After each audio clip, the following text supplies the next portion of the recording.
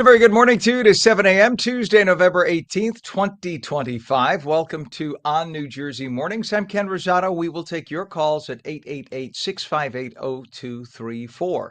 Mixed sun and clouds this morning, becoming cloudier through the day. It'll be less windy with highs in the upper 40s. Straight to meteorologist Mike Favetta with a first check of the Garden State forecast. Good morning, Mike. Weather is brought to you by Audio Nova, your hearing experts. Good morning, Ken. Now I should say good morning. I got to remember the It's all pause. right. Now we check with meteorologist Mike Favetta with the Garden State forecast. Pause. Good morning, Mike. Good morning, Ken. It's okay. I can still hear you because that's what's important on a day like today. We've got beautiful sunny weather around this morning with some clouds that are quickly approaching, but didn't help the temperatures warm up. In fact, we lost a few degrees overnight, starting off this morning with temperatures around freezing, feeling like it's just below the freezing mark and pretty much statewide. 27 degrees is how it feels in Long Branch, 23. That is quite the chill out in Toms River, and 31 on LBI. So no matter your location this morning, there is certainly cold air in place. Feels more like mid-December rather than mid-November. We lost 11 degrees overnight over in Toms River thanks to that clear sky and calm wind that allows all the heat from yesterday to escape back into space. The fancy people call it radiational cooling. We just call it a really cold morning. And with all of the chilly weather around today, the winds will be a little bit lighter, not as gusty as yesterday. We had 3 garbage cans knocked over yesterday. It was a alert 3 level day, but today less of a breeze throughout the afternoon with those gusts approaching maybe 20 miles per hour down the shore as a little bit of rain moves by down parts of South Jersey. We'll show you that with the futurecast that has a little bit of cloud cover returning throughout the morning into the afternoon. You see a little stripe of wet weather here roll across the map by about 2 o'clock today. Unlikely that most of this reaches the ground again. The air is very dry, but later on this evening into the overnight after 9, 10 o'clock tonight, that's the best chance of seeing some of that rain take over into early tomorrow morning. And even still, it clears out by 7 or 8 a.m., leaving the rest of the day tomorrow rather cloudy and rather chilly with those lighter breezes. The rest of the week, I think, sees mostly cloudy skies going into Thursday and Friday. Not a whole lot of sunshine as temperatures struggle again to leave the 40s. We're hovering here even at the coast, usually the warm spot this time of year, only in the low 50s for a high, and that takes us through Friday afternoon. So a few cooler days ahead with the clouds in place going into the rest of the week. A little spritz later on this afternoon, but primarily the rain comes in tonight. They're ending by tomorrow morning, and then a little bit milder going in through Friday, but again, looking a little grayer for the next few days. We'll let you know how the weekend looks coming up with your weekend forecast, Ken, in a few minutes. All right, Mike, thank you very much. It is currently 33, very chilly degrees in northern New Jersey. As Mike was saying, it's 35 in Trenton, and it's 36 degrees down at Cape May. I guess a little warmth off the ocean right now, but nonetheless, you feel winter coming. It is definitely on the way. We have a lot of things happening with traffic. Let's go down to Cherry Hill, New Jersey, if we can right now. Not that they pronounce it that way there. I just thought I'd be silly.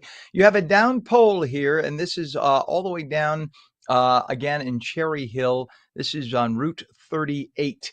So as we take a look down on Route 38, this is westbound east of Cuthbert Boulevard in Cherry Hill. The 2 right lanes of the 3 lanes closed. As you can see, everybody getting over into the 1 lane to avoid that. But that is in Cherry Hill. Beautiful, I might say, Cherry Hill, New Jersey right now. We have a crash on the Garden State Parkway southbound, south of exit 6. This is way down at the bottom, down in Cape May. In fact, we mentioned Cape May, Middle Township, that area, Route 147. All lanes are open, but it's causing some delays through there as well. Over to I-280 westbound from exit 15, New Jersey's Route 21 to east of exit 13, Orange Street, Newark. All lanes are open, but we have a lot of delays there. Things moving very slowly. And that, we do have also, do we have the shot Pam Garden State Parkway at around exit 147? If we do, all right, no, it's all right. Don't worry about it. Don't worry about it. There are some. This is in the Bloomfield, West Orange area. Some slowdowns right now that we saw on the Garden State Parkway. It's not because of an accident. It's simply volume. Just thought we'll show that next time round. Your Hudson River crossings. Lincoln Tunnel right now, they're telling us 30 minutes. Holland is only 15 to 20. GWB upper and lower levels, if we can take a look at that. AMESS underline exclamation mark mess. And this is, according to this, we have just volume. So we're told this says 30 minutes. I don't buy it. That looks more like 40, 45 minutes. But according to the latest that they sent us as of about, well, the latest was 20 minutes ago. They said 30 minutes across. And that is all volume headed into Manhattan. So lots of extra travel time, please, if you go into the GWB. 7:05 is our time. And how did a child fall from a 20th floor window at a building in Newark when all windows of apartments where children live in buildings must have window guards? That's been a law in Newark for years. The incident happened 7 a.m. Saturday at the Elizabeth Towers on Elizabeth Avenue in the Wequahic section of Newark. Now detectives from the Essex County Prosecutor's Office are trying to figure out exactly what happened, including whether there was an adult at home at the time of the fall and whether anyone will be charged with a crime in this awful incident. Well, the House will vote on releasing the Epstein files 1:30 this afternoon. This after President Trump said Sunday that House Republicans should just release the damn files, much to the shock and chagrin of those on the left who've been taunting Trump to release them, assuming that he had something to be embarrassed of. Trump said, "We have nothing to hide. Release them. I don't want them hidden." If this clears the House, it is unclear what the Senate will do. If passed, the bill would force the Justice Department to release all the files and communications related to Epstein, although there are certain things that will be redacted, as there always are in legal cases. Now, in the 4 years that the Biden administration had control of the Justice Department, nobody said a word about the Epstein file. Why? That's the question. And the moment criticism started mounting against the Democrats because they forced the government shutdown and we got the government reopened, liberals suddenly shifted the whole story away from you. Notice you haven't heard a word about government shutdown in mainstream media since it reopened. Now the liberals shift the story of the day to Epstein, trying to pin it on Trump. But Trump says, "Yeah, nothing to hide." So I think right now they're putting all their balls in this basket. They're hoping to God that there's something on Trump with Epstein, but we already know what I think we need to know. Epstein may have had some kind of clandestine double spy kind of thing. We don't know. We'll find out with the paperwork. A lot of people are suggesting that. So Epstein may have had a lot of dirt on a lot of people on both sides of the aisle. He moved to Palm Beach because with $100 million, hey, what else do you do? And this is back in the 1990s. He befriended Donald Trump. And when Donald Trump bought Mar-a-Lago, he, like all the other millionaires in Palm Beach, hung out there. Apparently, at one point, he tried to hire away some help from Mar-a-Lago. And he apparently tried to pick up an underage girl who was the daughter of a member of Mar-a-Lago. Trump got word of that, kicked him out, never talked to him again. So from that point in the early 2000s to the present, until Epstein allegedly hung himself, Trump had no interaction there, no pictures, nothing. So at that point, any of the bad stuff that Epstein allegedly did, including trafficking in minors and everything else, Trump at that point was out of his life. But yet they keep trying to associate Trump like as if Trump needed to fly on Epstein's plane. Dude, Trump owned an airline. Do you remember? He owned a fleet of planes. There would be no reason for Donald Trump to get on Epstein's plane, and there is no flight log since the point that Epstein was thought to be trafficking minors in the early 2000s on. There is no record of Trump being on a flight or anything like that. That's why he's saying release it. So I think, once again, Chuck Schumer and the liberals are trying to put their eggs in one basket. I said balls before. Balls too. Put them all in one basket, and they're going to find out the hard way that was a big mistake. We'll find out. Today things get released, or at least today the vote is to release. It has to go to the Senate.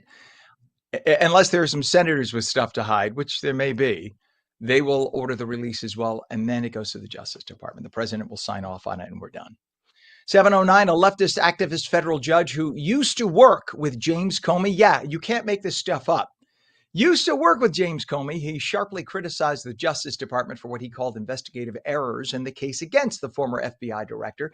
Magistrate Judge William Fitzpatrick, whom you saw first, this is Comey here, appointed an unelected and former Comey colleague, accused the prosecutor of making fundamental misstatements of the law during the grand jury proceedings, and suggested he may toss out the case just by himself. Here, all these important elected officials, the president, the head of the executive branch, want this done, and some unelected bureaucrat, literally, who is a buddy of him, who is an accused criminal, all right, toss it out.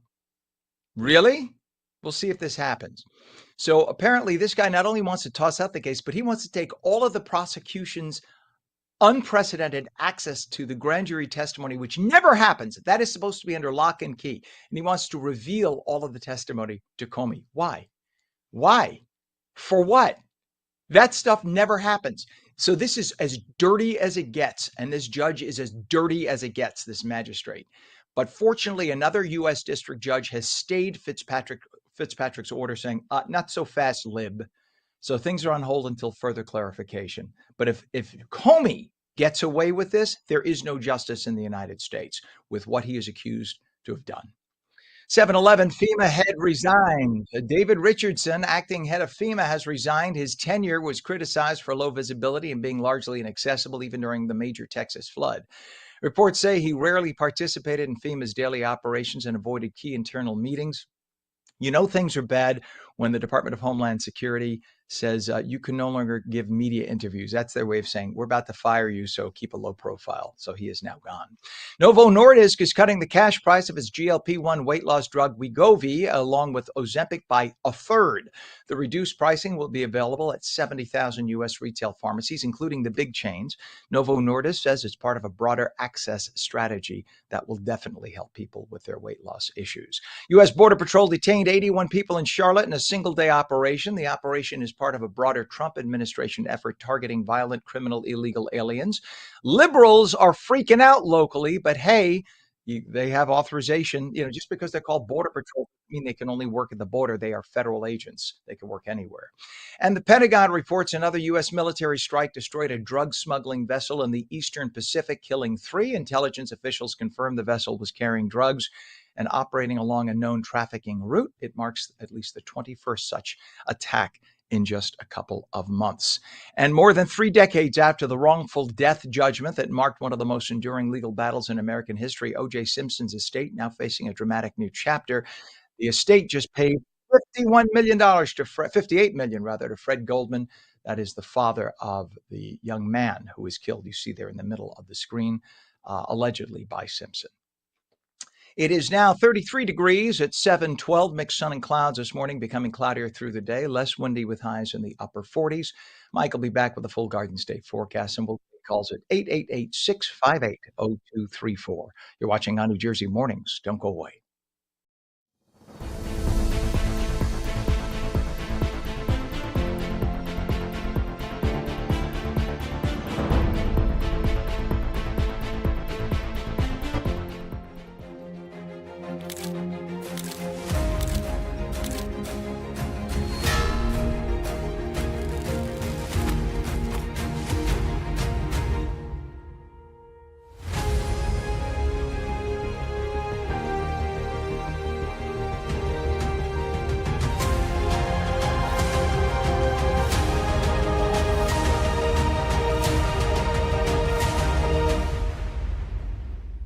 Our Stable Life, New Jersey's first equine wellness center. Are you or a loved one suffering from PTSDs, trauma, or life challenges? Consider non-riding equine therapy, where the soul is touched by the presence of a horse with a certified counselor. Our Stable Life is a non-profit at Bergen Equestrian Center in Leonia, New Jersey. We partner with individuals, groups, and agencies to help people recover from addiction, trauma, phobias, and more. Explore equine therapy for healing. BergenEquestrianCenter.com. At AmeriHealth, we understand what's important to you. It's why we offer some of the lowest cost health plans in New Jersey, with access to one of the state's largest networks of doctors and hospitals. Plus, with free 24/7 virtual care, you can see a doctor anytime and anywhere. And we're committed to giving back to help make a difference in our communities. Learn more at AmeriHealth.com. A health plan for everyone.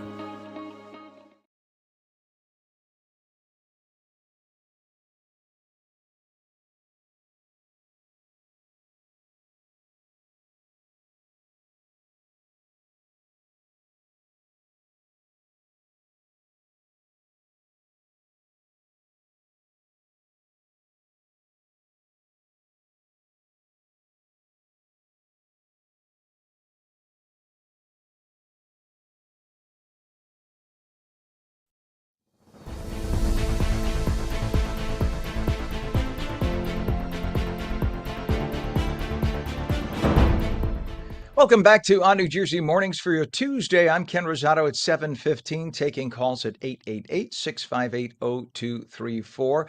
Meteorologist Mike Favetta has the Garden State forecast. Weather is brought to you by Audio Nova, your hearing experts. And good morning. Hey, Mike, did you hear this new study? Not a study, but a suggestion by these very intelligent psychologists down in Australia. They are saying Okay. that before you change, look at the cute little baby toes, before you change a baby's diaper, you must ask the baby permission. I have heard of That's a real this. story. Uh-huh. That's a No, real I've heard story. of this. Yeah. So So the thing let me about ask you, being a would you ask parent, Nino? well, Yeah. I do in Italian. So we're teaching Nino to be bilingual, and I've been speaking to him in Italian, asking him, "Can I change your diaper?"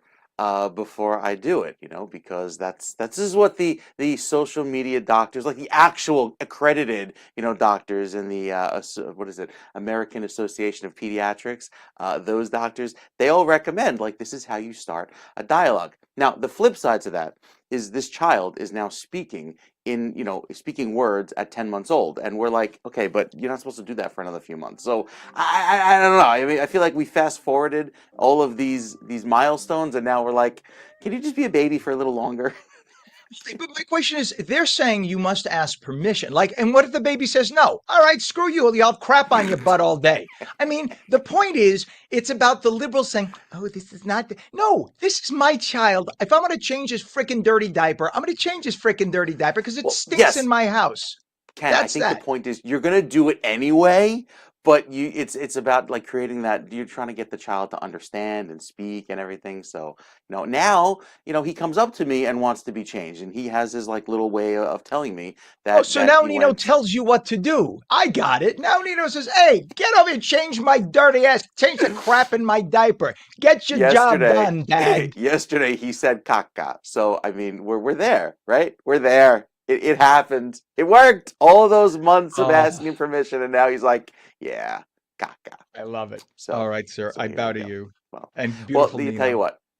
Thank you for that. Thank you for that. The Yes. forecast looks pretty good today. Not caca. The forecast actually looks pretty good through the next few days. A little bit of sunshine to start off this morning. A beautiful sunrise, in fact, with that clear sky. But it is a cold start to the morning here in New Jersey, and with highs only reaching the mid 40s today, thanks to a lot of cloud cover. The sun you see this morning kind of gives way to mostly cloudy skies for the rest of the day. That will keep the wind chills in the 30s throughout this evening. Look at the overnight, back down to 39 in Long Branch, 36 in Newark, and 31 in Morristown. A chilly way to begin tomorrow morning, staying chilly through the afternoon with a northeasterly breeze, and even throughout the afternoon on Friday with that little bit of a breeze, it feels like the 30s and 40s even through the afternoon.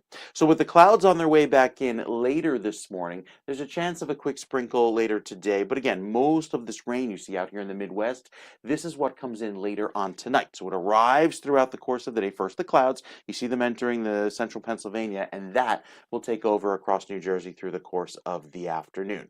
Then we fast forward to the weekend, and we're back to sunshine by Saturday. Only reach 50 as a high, 51 by Sunday. It's a dry weekend, but we're a little bit closer to average in the low 50s. Still been running about 5 to 8 degrees cooler than normal for the last few weeks. So it's been a little chilly around here. We're looking for some warmth, and we might get that coming up on the 7-day. Speaking of, we'll show you the 7-day, Ken, coming up in just a few All right. minutes. I love it. I was expecting a 6-day, but you're going to give me a 7-day. I'm going to take it. I'm going to take it. I'm just saying. I never say no. All right. Thank you, sir. It is 33 degrees chilly right now, northern New Jersey, 35 in Trenton. I'm going to ask Pam live on air. Look for after we take this first shot, the New Jersey 139 tour. And there's the second shot. So that's going to be next. Sorry, we got to do this live, folks. All right. We do have some issues. Let's start at Cherry Hill. We have on Route 38. This is along Cuthbert Boulevard. If you look to your, did they clear it up already?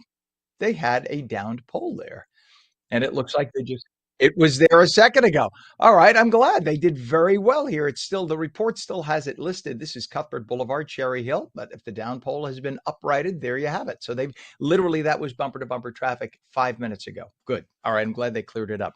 We have a crash on the Garden State Parkway southbound, south of exit 137, Route 28, Cranford, with the right lane blocked. Another one northbound south of exit 83, Route 9 north in Toms River, with the right lane blocked there. And another one way down south in Middle Township, that's near Cape May, southbound Garden State Parkway, and that has the left lane blocked at exit 6. Now we have some issues. If we could, this is going into the Holland Tunnel. If you have it, Pam, this is, there you go, Route 139. So once again, issues there this morning as yesterday. It's a dirty camera lens. We got to get that cleaned. But that is making your way in those middle lanes. You're making your way into the Holland Tunnel. So now we're told 35 minutes at this hour, which is a lot for the Holland.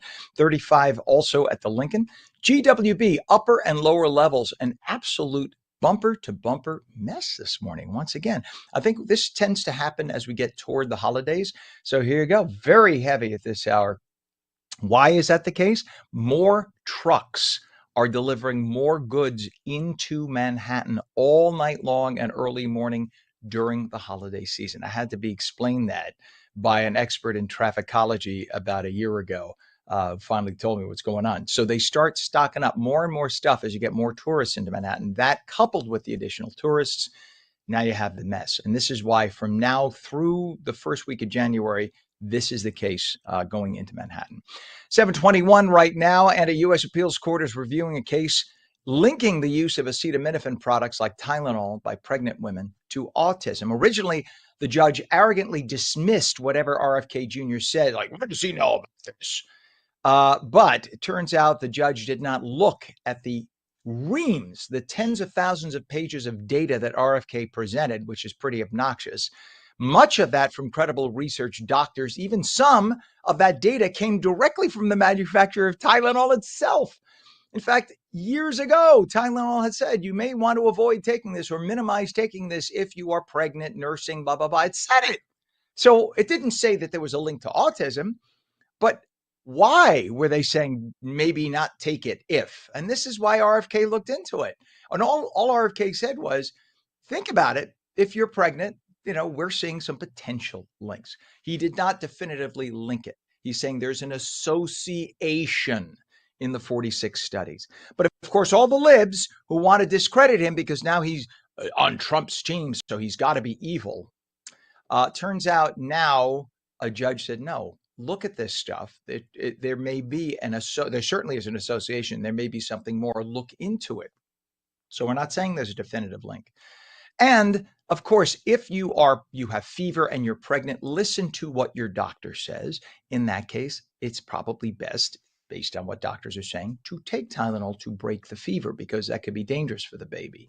But if you just have a little, sore wrist and you're pregnant, you may want to think twice about it. That's all. That's all this is saying. Simple as that. 7:23, Newark Mayor Ras Baraka called Saturday night's murders of two young people, quote, a dark and devastating day, and said the city will work with law enforcement to pursue justice. Just past 7 p.m., a mass shooting in the Wequahic section of the city killed two people. That's the same section, by the way, where the baby fell out the window. It's the same part of Newark. I don't know what's going on in that part of Newark. A 10-year-old boy in this shooting was killed, and a 21-year-old woman was killed. 3 other people were hurt, an 11-year-old boy, a 19-year-old man, and a 60-year-old man. No arrests have yet been made. The investigation is ongoing. Mayor Baraka saying, turn yourself in if you are responsible for this. It'll help you out, because if you don't and they catch you later, you're in deep, deep trouble. Just out of control with the guns. 7:24, New Jersey's leftist Democrat lawmakers looking to blame the Trump administration for anything they can. And so they're now demanding retailers waste their time and money to try to figure out if tariffs are impacting the cost of each good. So you walk into a 99-cent store now, the people running that store have to look at every single one of the 10,000 items they're selling and figure out if a tariff impacted the price and by how much. And if the retailers don't do that, they're going to get fined $500 per incident. How do you run a business in New Jersey with that kind of stupidity? Some stupid female leftist Democrat idiot lawmaker in the state introduced that bill. I'll get you her name. But like I was looking up her background and things she's introduced. She's an idiot. There's no other way to put it but an idiot. You cannot run a business if you're going to get fined $500 because you didn't spend an hour on every one of the 10,000 items you legally sell in that store to figure out what percentage of that item is impacted by a tariff.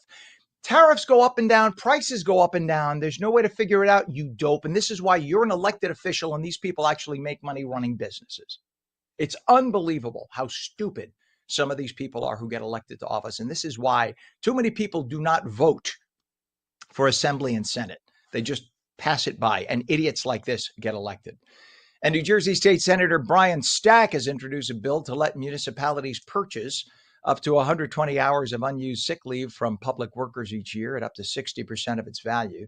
This would reverse part of a 2007 law that only allowed lump sum sick leave payouts when you retire. So now, if you want to cash in some of the sick leave that you have, you can make use of that money now. You don't have to wait until you retire.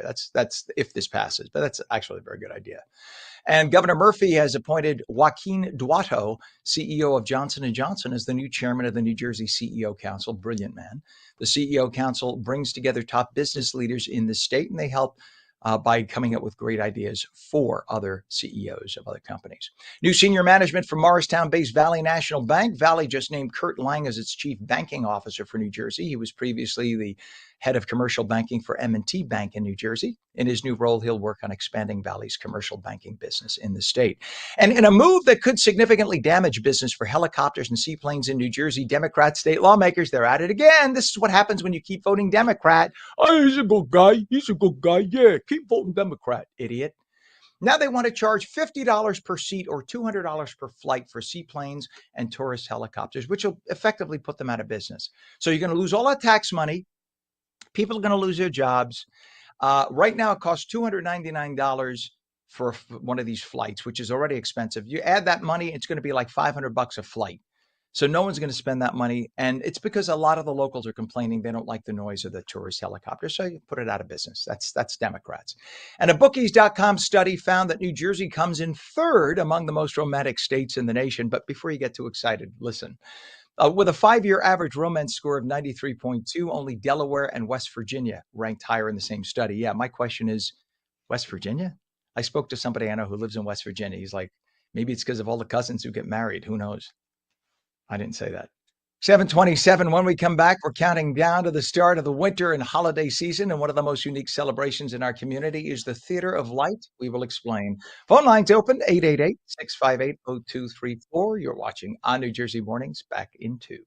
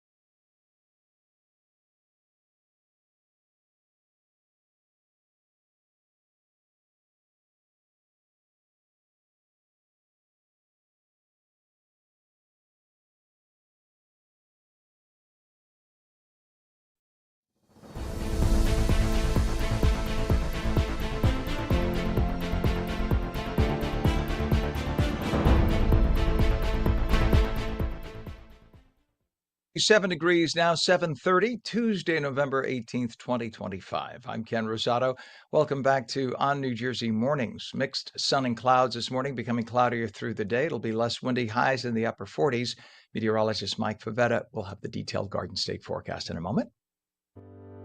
Weather is brought to you by Audio Nova, your hearing experts.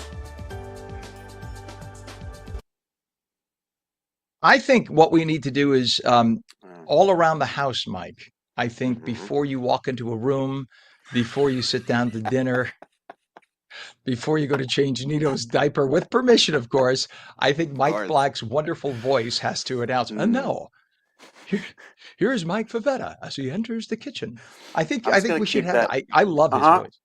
I'm going to keep that button on my phone and just press play before I enter a room. Kind of like Hail to the Chief before the president enters the room. That'll be my little entrance. Yes, that'll be my entrance. It's a great way to start a day, right? You've got beautiful, chilly weather, right? A refreshing feel, nice sunshine. But there will be some more clouds returning today as the winds relax. We had some pretty gusty winds yesterday. This morning, not as terrible. Winds anywhere from 5 to 10 miles per hour right now, gusting up to 15. But it's the clouds that quickly move in this afternoon that'll make for a pretty chilly finish to the day, with temperatures only reaching the upper 40s, whereas we should be in the mid 50s. That's our average high, 54 degrees. Up in Newark, 56 is your average over in Atlantic City. So with all of this cool air around today, we're still going to be about 6 to 8 degrees below average. Look at what happens going into this afternoon. Clouds return. A quick sprinkle might get in some parts of the state. That it's the warm front that tries to warm us up but really fails to do so. In fact, it brings some rain with this wet weather that will linger right throughout the 7, 8 a.m. time frame tomorrow. So we'll start the day with some light showers and a little bit of wet weather, gradually dry out, but just clouds are left in its wake for tomorrow afternoon. So while today is mostly dry, except for that brief, hour period where we could get a quick sprinkle later on this morning into the afternoon, plan on clouds for the next several days. It looks pretty gray on the maps going into the middle and the end of the week. Even the futurecast showing where our rain is coming from, most of it here from the west and predominantly influencing southern New Jersey's weather. But for the rest of the state, we'll see a little bit of that rain take over for tomorrow morning, likely see the clouds around going into Friday and even Saturday. And then with our next cold front that comes by for Saturday evening, it brings another round of chilly weather ahead into next week. The 7-day forecast has plenty of cloud cover with even another chance of light rain on Friday. But I think the weekend dries out as highs try to make it back to average, like low 50s. That's it. We're clawing to get us back just at least to average. The short points have a little bit better chance of rain for later tonight, extending more into tomorrow morning's forecast. Cloudy for you right through Friday, and then Saturday and Sunday sees a little ray of sunshine with some brighter skies. Monday sees a high of 56, so still trying to make it back to the milder days, but no, instead we're still stuck in the freezer here, Ken. Kind of, hear the heat click on multiple times a day, thinking, oh, and so it begins. There's that smell of dust heating up through your air ducts. It's that wonderful musty smell when it first comes on. Yeah, there you go. Listen, before we let you go, actually, being that you are the daddy and children drink, I guess, they drink mother's milk. I don't know. Do kids still use, do you still make formula with milk with cow's milk? Formula is made with water. Water, yeah. They don't use, Yeah. I mean, when I was a baby, they gave you cow's milk, but I guess they don't really give kids milk much anymore, right? Now they give kids milk after a year. See, I knew you would know that. This is good. Well, apparently in Israel, lab-made milk. Lab-made milk. Whoa. We're not talking like almond milk, cashew milk. We're Right. talking lab-made, quote unquote, dairy milk is pouring into dairy cases in Israel. It's called Remilk. It's teaming up with one of their big dairies called Gad Dairies to put high-tech dairy substitute milk. And apparently they say it looks and tastes just like the same thing, they say.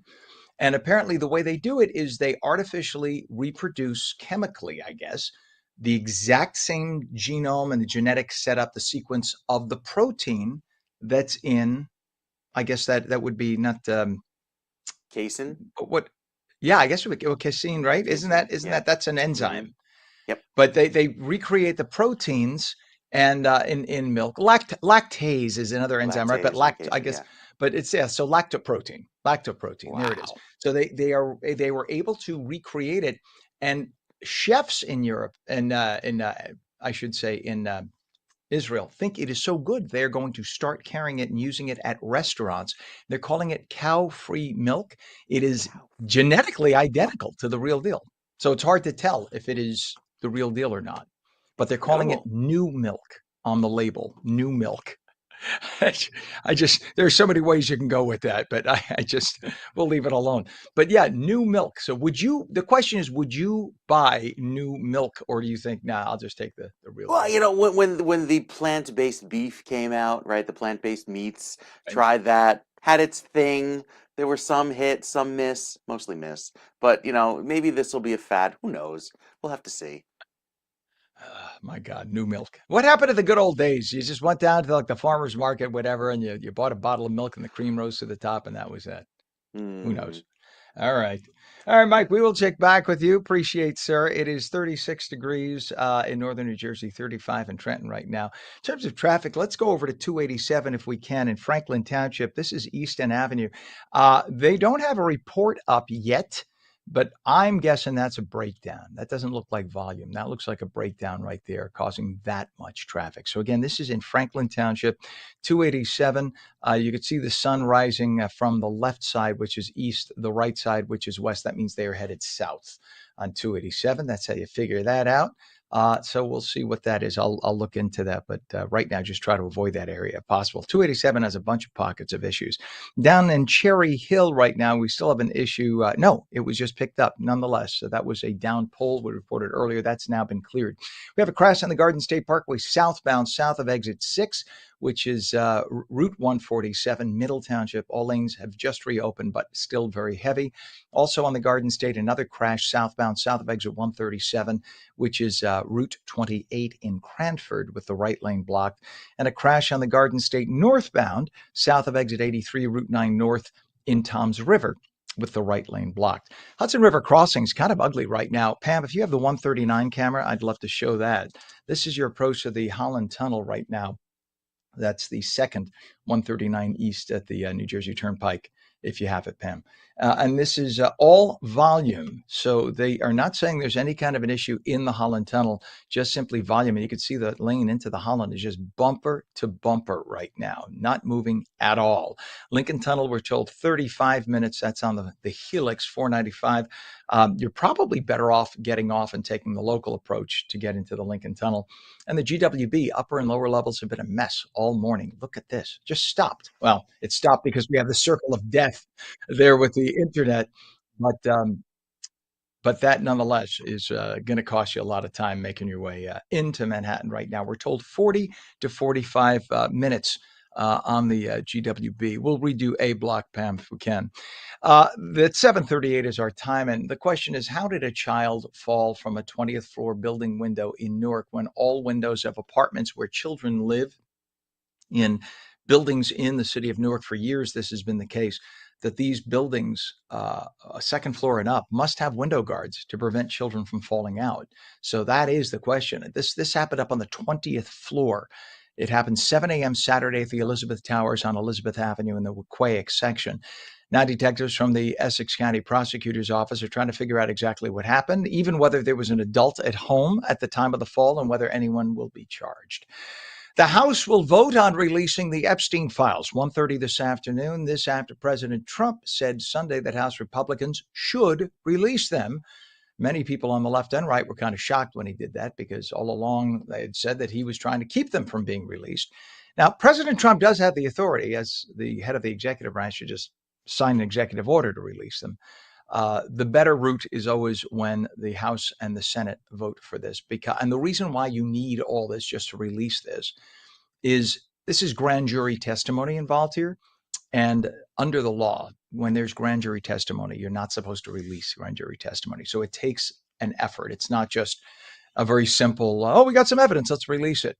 In like discovery, this is grand jury testimony, and it requires multiple steps. But 1:30 this afternoon, the House is supposed to vote to release that. It's expected it will be authorized. That will then go to the Senate, and it's up to the Senate to vote on that. They only need a simple majority, 51 votes. We don't know where that's going to go. The question is, do any senators have any history on the Lolita Express plane of Epstein? And they probably will vote against it. We'll find out. Any of the senators that vote against releasing this, be a little suspicious of. I'm not saying they're guilty, just be suspicious. In the 4 years, by the way, that the Biden administration had control of the Justice Department, they could have looked into this, and they probably did. Not a word about the Epstein file. They could have released the files, not a word. So you got to wonder why and what the hell is up with this. And was Epstein a double agent? That's one of many theories being floated right now. We'll find out. We'll find out something at least. 740, a leftist activist federal judge who actually used to work with the guy that you're about to see, James Comey. This is the judge. He's a magistrate.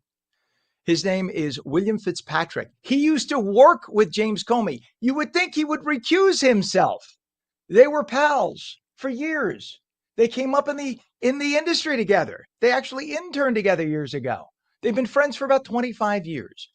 And he is making a judgment saying that the case against former FBI Director James Comey, whom you see on your screen right there, was just a mess. Fundamental misstatements of the law in grand jury proceedings. He suggested he may just toss out the case and give Comey unprecedented access to all the grand jury testimony. Once again, grand jury testimony is supposed to be under lock and key. But another district judge stayed the order, said, not so fast, until they get further clarification. So we'll see what happens. But it just stinks to high heaven of dirt. It's like if you are of a certain class and certain connection, you get certain rules, and everybody else gets tossed in the clink for years, and the key gets thrown away. See what will happen with that too. 742 right now, and we have a temp of 36 degrees in northern New Jersey. It is 35 degrees in Trenton, 35 also at Cape May, and 36 in Vineland. Mixed sun and clouds this morning, becoming cloudier through the day, less windy, highs in the upper 40s. Meteorologist Mike Favetta returns with your full Garden State forecast, and we will take your calls. 888-658-0234. What are you doing for Thanksgiving? Got any great recipes? Tell us what you think about the show. You can complain or praise. We'll take either one. 888-658-0234. It is Tuesday morning. That is the day after Monday, the day before Wednesday. If you're keeping track, you're watching On New Jersey Mornings. On New Jersey Mornings, ONNJ.com, and 20 other platforms. Don't go away. We'll be back in 2.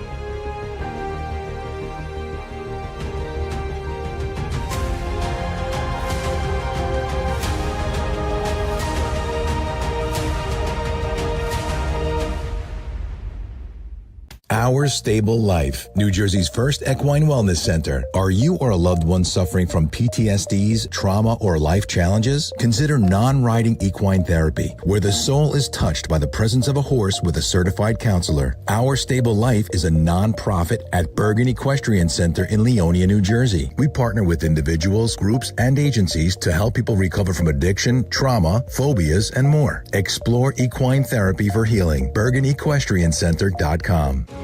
At AmeriHealth, we understand what's important to you.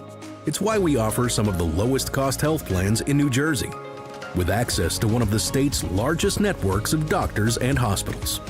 Plus, with free 24/7 virtual care, you can see a doctor anytime and anywhere. And we're committed to giving back to help make a difference in our communities. Learn more at AmeriHealth.com. A health plan for everyone.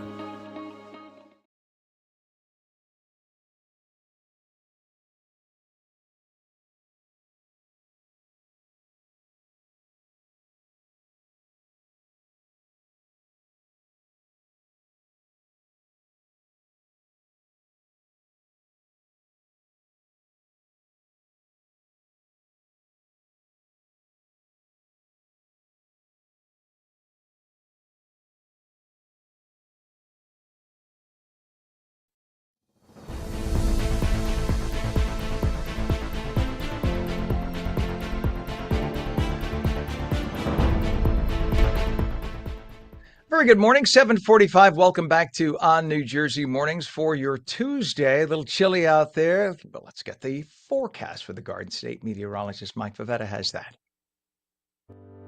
Weather is brought to you by Audio Nova, your hearing experts.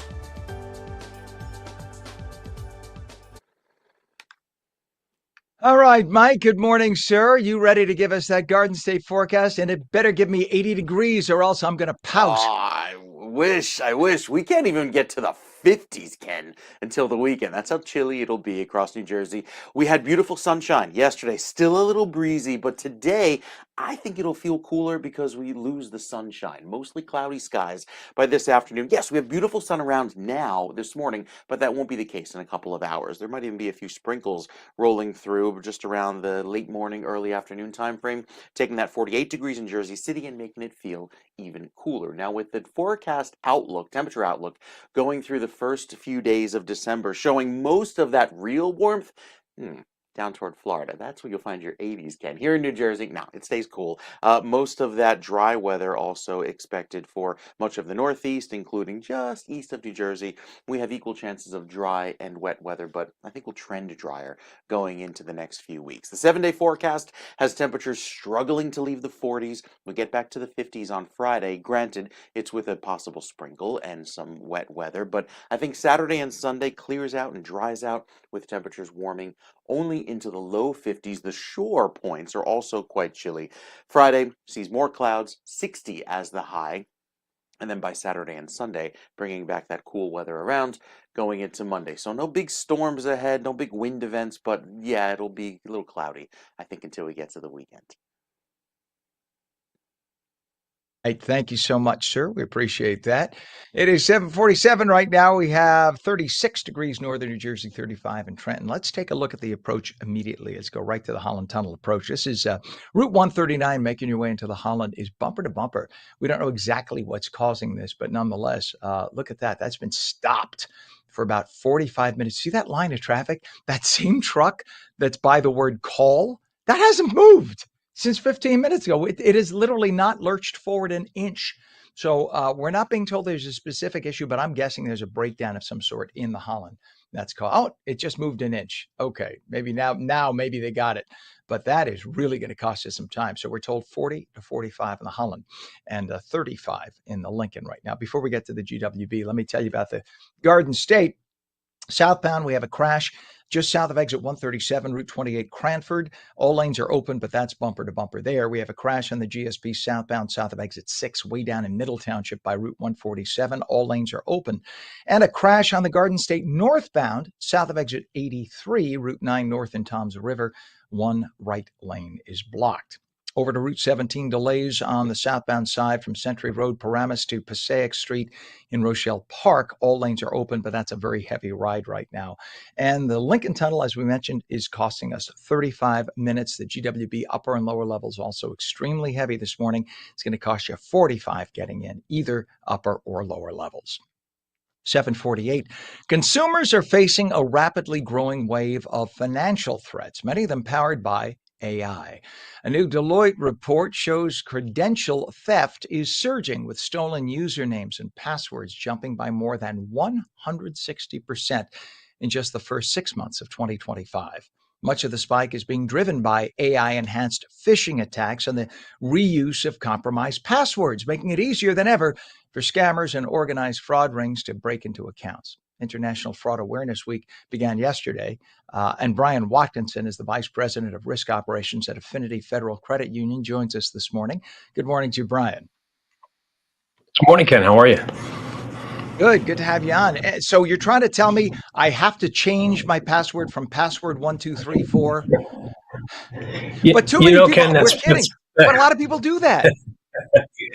Yeah, unfortunately, it's the oldest trick in the book, right? They tell you to put big passwords out there, complicated passwords, and nobody listens, and then they wonder why you get compromised. We should definitely not be 1234 ABCD.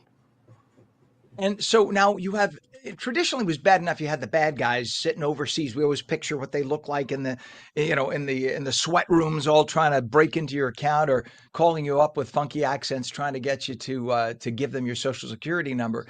But it's different now. You have AI. You don't need humans at all, right? So you have AI powered scams changing the whole fraud environment over the past year. Talk about that for us. Yeah, I think it's a scary situation for many of our members and many of the individuals in the Northeast. I think unfortunately right now you said it right. I think most of the scams that we are seeing are um, trusted institutions potentially being compromised. Right, police, fire, U.S. Marshals, IRS, prosecutor's office, your financial institution, Affinity. I think our members over really the last 4 years, we continue to just see this massive increase of attempts for credentials. And I think the guidance that we continue to tell our members is we know your username and password as a credit union, and your financial institution knows that information. You don't need to give it to somebody over the phone. And that goes for any of the other phishing scams that we're seeing out there where somebody's pretending to be the IRS. The IRS isn't calling you, asking you to go buy gift cards or go get money and put it into a Bitcoin ATM. It's your hard earned money. Keep it close to you and always trust but verify. I think that's the one thing that we continue to iterate to our members and our communities is you work really hard for your money. Don't always trust just because somebody calls you, they are who they say they are. You know what's scarier, I should say, Brian, and our tech guy that we have on usually on Monday mornings, Fisher, was pointing out that now people can hack your phone and can get your list of contacts and then could call and say, I'm a friend of such and such who gave me your number. And then at that point, you figure, well, clearly you know such and such. In fact, he was telling me of an experiment that was done where somebody called the person's mother and quickly said, "Oh, mom, I need what's your social? I'm applying for a loan." And without Yep. thinking, the mother gave the social security number thinking it was his son because, oh, they spoofed the son's phone number. So the son's phone number popped Yeah. up.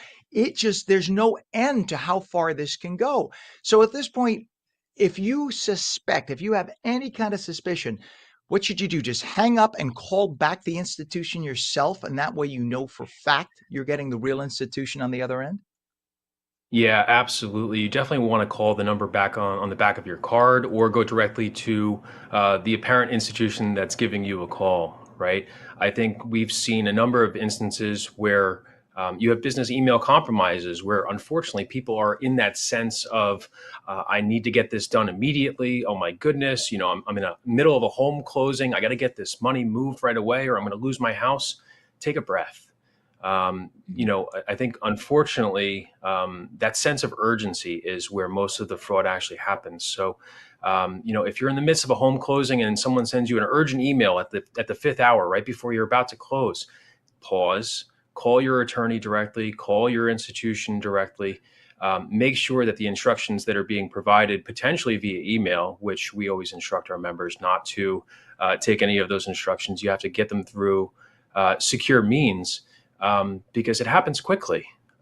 These are stressful situations and you want to make the right decisions, but spending a few minutes to make sure that you are making the right decision for how you're moving your hard-earned money, I think is really critical.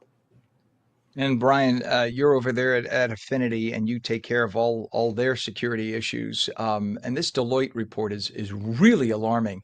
So, is it that too many people use the same password across everything? And I guess they don't realize that if somebody hacks one of your accounts, they will see all the other accounts you have, all the credit cards you have, and they're going to use that password to try to get into every one, right?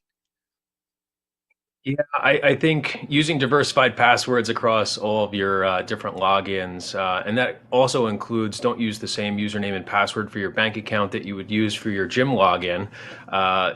Keeping it simple but different, right? I think that is one of the things that you have to really focus on is you can have a password manager. There's different resources out there, but don't use the same password for 12 different logins. And what is, by the way, account takeover fraud? Is there some new thing that I'm missing here, or just not understanding the title of that? What is account takeover fraud? Yeah, yeah, I think for Affinity and other institutions, it's where individuals call up impersonating that institution, right? So Somebody calls up and says that they're Chase Bank, you have a Chase Bank account, and there's urgent activity that needs to be remediated on your account, and we need your username and password. Oh, of course, this is Chase. I'll give you my username and password, whatever you guys need. No, no. Chase has your username and password. Affinity has your username and password. Pause and always ask a few questions. Unfortunately, based on what I do at Affinity, they actually try spoofing me as well. And those are some very interesting conversations with the fraudsters there, Ken. But I think for everyone out there, it's first trust but verify, right? If somebody's calling Mhm. you from your financial institution, ask a few questions. And if you don't like what you're hearing on the other end of the phone, it's more than okay to call back on the 800 number on the back of your card, whatever financial institution it is, and ask for someone else to speak to make sure that your account is safe and sound. Well, one other thing that we had discovered just in previous discussions about this very topic was if somebody asks you a few questions and you start to get comfortable, which is a dangerous thing, and you give a little information, and they put you on hold and transfer you to somebody else, isn't that usually an indication? So they usually work in teams in a lot of these fraud groups. So the first person's job is to sucker you in. Then the next person has the list of expertise, things that they have to ask you to get your social security number, your address, etc. So like you said, you could just hang up, call back the financial institution yourself and say, did you guys just call me? And ask, right? But do not just feel comfortable with somebody on the phone who calls you. Absolutely. Yeah. It's reverse sales tactics, Ken, right? They get you hooked. They get a couple pieces of information. All right. Mr. Watkinson, we'll get that sorted out for you right away. Hold on one second. I'm going to get my supervisor on the phone. We'll get this remediated for you. And then we'll have you on your way. And they got you.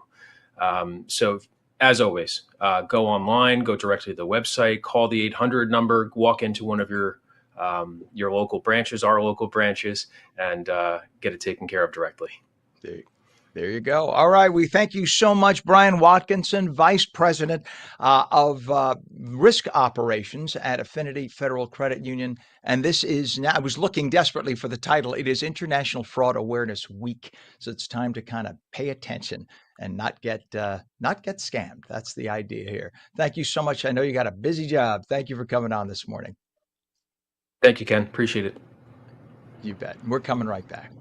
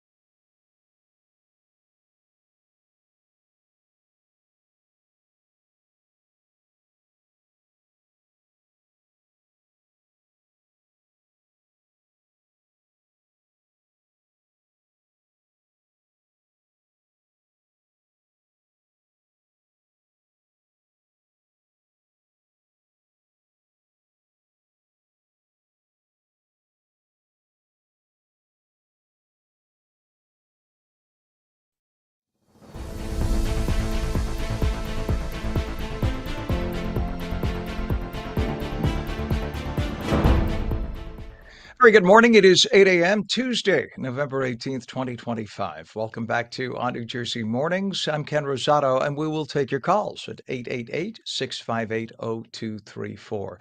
Meteorologist Mike Favetta has the full Garden State forecast.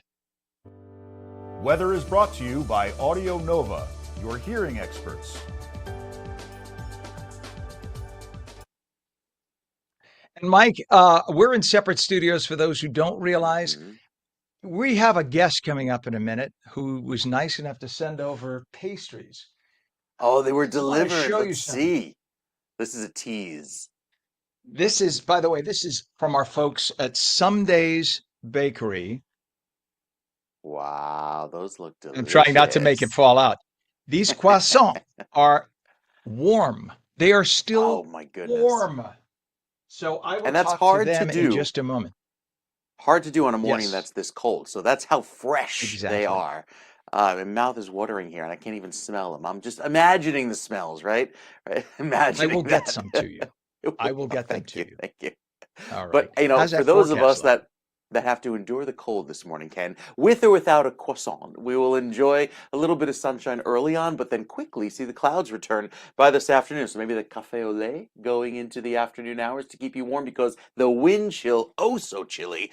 33 right now is how it feels in Sussex, 23 in Tom's River. Really chilly there in the Pine Barrens. Lost 11 degrees overnight thanks to all that sandy soil, the calm air, the clear sky, allowing for that temperature to drop rapidly. So now through the rest of the morning, we have some bit of sunshine, but the clouds quickly return, and with that, a little bit of wind as well. Gusts not as high as yesterday, but still noticeable, especially with the air this cold. It'll feel quite chilly into the end of the day, and tomorrow, a bit of a northeasterly breeze keeping those clouds around. That's typically this time of year what a northeasterly wind does. It brings on the clouds and makes them stick around for quite some time.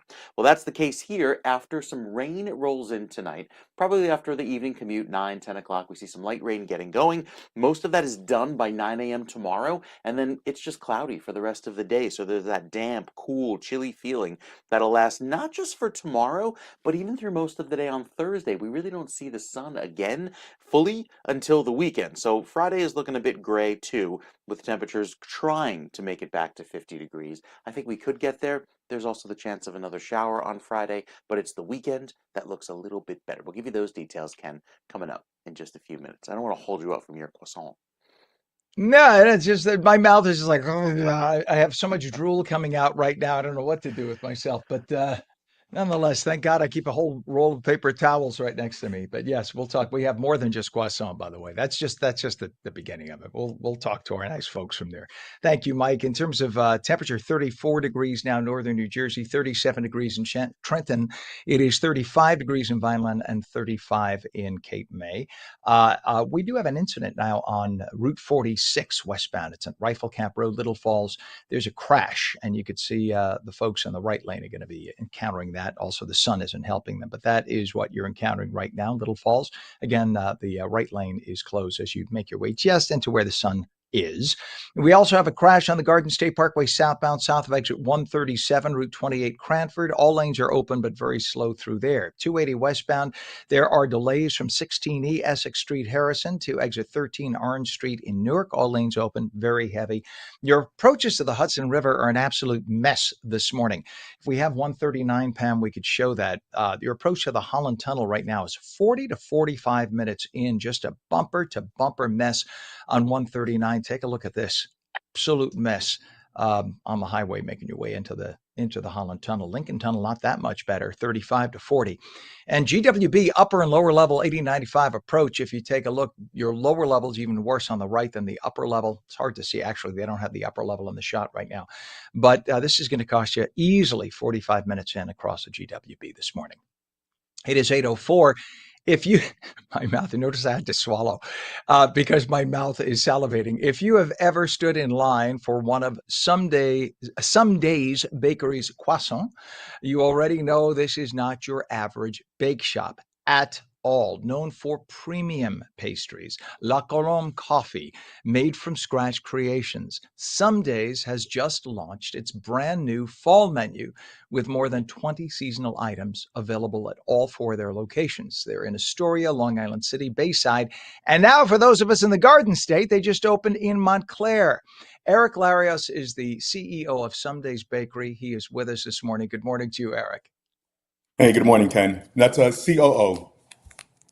COO, forgive me. All right, the COO. No worries. Well, COO, I'm going to call you the coup because it's a coup that you were able to send me warm pastries here through the cold outside. It's only 34 degrees and they arrived warm and they are Happy just with that. smelling up the room in such a good way.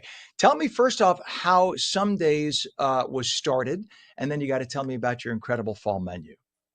Absolutely. So it's the same owners and founders of Chip City, and they created this amazing brand with our chief culinary officer, our chief development officer, and our CFO. They've, said, look, we're missing something special in the space as far as bakeries are concerned. And with the creations of our chief culinary officer, Arlinda Brown, we've made some really amazing stuff, some great stuff that you're going to try today. And we're looking forward to the continued expansion we have. Right now, we've got 4 locations, as you mentioned. We're going to be opening up our first in New York City in about a couple of weeks. So we're super excited to be able to bring some pastries, viennoiserie, and all that good stuff to the communities that we're in. I'm going to start showing as you're talking, and you have to tell me what's what. This looks like a chocolate croissant. Is that right? Is that what that So is? that is our triple chocolate pain suisse, Oh my God. and it's the chocolate lover's delight. I want people to, you could keep talking. I could Yeah. zoom in on this. I want people to see, it'll focus. Give it a sec. There you go. I That, want people to see, look at the layers, the mille-feuille, you would say in French, right? yes, The sir. beautiful That layers. is That is chocolate amazing. cross-laminated croissanto filled with chocolate pastry cream and chocolate chips. My gosh. And then there's this delight right here, which I want to be very gentle with, which this looks like, let's see, that is, I see apples on top. And Yes, what do that we is have here? one of Apples our and almonds? fall specialties. That's our apple pie almond croissant. Um, that's our traditional twice baked almond croissant, and we fill it with a nice helping of our homemade apple compote, and then we top it with that as well. I mean, that is so huge. If people can finish that whole thing, that's amazing. That's a whole meal right there. And then It let's see, these indulges. are, I'm assuming, yeah. Now this I have no idea. What is that beautiful, beautiful So presentation right there? that beauty right there is our black sesame tahini pain au chocolat. Something very unique to us. So it's got a tahini frangipane inside, and then we top it with a black sesame brittle. And of course, it's got chocolate in there as well. So something very unique and tasty. And then this is the traditional, I'm assuming, croissant, which to Yes, make, I always say, if you can make a good basic croissant or croissant, then you've done it, right? This is the real test. absolutely. And this is, I want people to hear how crunchy that is.